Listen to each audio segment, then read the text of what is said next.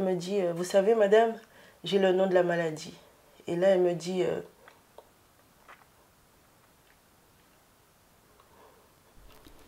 il y a 2 ans, Myriane apprend que sa fille Perle, 10 ans, est atteinte d'une grave maladie. Elle me dit, c'est une leucémie. Premier jour d'hospitalisation. En tant qu'aide-soignante, Myriane comprend la portée de l'annonce. Elle vient au bout de plusieurs semaines d'hospitalisation suite à une douleur au genou. Sa fille faisait mal.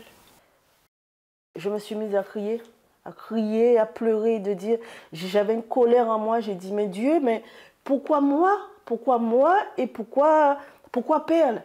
Je me suis dit, mais déjà, je ne sais pas ce qu'on va m'annoncer, mais je te le dis, il ne faut pas m'abandonner. Sans toi, je ne pourrais pas. Et quand je suis repartie à l'hôpital, j'ai vu le médecin. Il y a un mot que le médecin a dit. C'est resté dans ma tête. Ne vous inquiétez pas, madame. Je vais la guérir. Ah oui. Et avec ça, il pouvait se passer toutes sortes de choses, mais j'avais ça en tête pour avancer. Et tout le temps, je disais à Père, non. Il n'y a que Dieu qui peut nous aider, qui peut nous soutenir, qui peut nous guider, qui peut nous faire avancer et qui peut nous porter bien et que tu obtiennes la guérison. Et là, il y a le dessin. J'ai fait une partie à l'hôpital. Quand j'ai appris ma maladie, j'ai pas trop réagi. J'étais un peu triste parce que je voulais retourner à l'école, mais sinon ça allait. Séparée du papa qui vit en Guadeloupe, Myriane est alors entourée de sa famille et de quelques amis pour ne pas être seule face à l'annonce.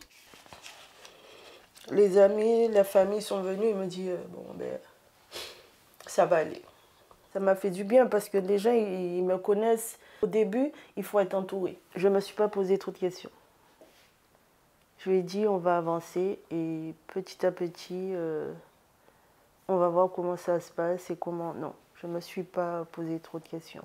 On fait confiance, on y va et au fur et à mesure, on va en parler, on va voir comment ça évolue, qu'est-ce qui se passe, qu'est-ce qui ne se passe pas.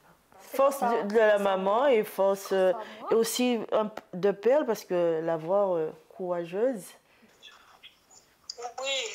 Oui, mamie. Même depuis la Guadeloupe, la famille les soutient face à cette nouvelle. Parce que j'appelais tous les jours, chaque fois que je rentrais du travail, je les appelais tous les jours pour avoir des nouvelles. Aujourd'hui, Perle mène une vie normale de collégienne avec un traitement et des contrôles réguliers. Et quand je vois Perle aujourd'hui, je ne peux que dire merci. Ça me dit que je l'ai mangé de la fiche. Lorsque survient la maladie pour un enfant, il y a une sorte de révolte de la part des parents, puisqu'il y a quelque chose d'anormal. On se dit un enfant, un jeune et tout, c'est pas normal. Cette révolte, elle est normale parce qu'elle est déjà liée à l'affection, elle est liée à la peur de la souffrance pour cet enfant. Et donc, en même temps, ça déstabilise toute la vie de famille, tous les projets, tous les programmes, etc.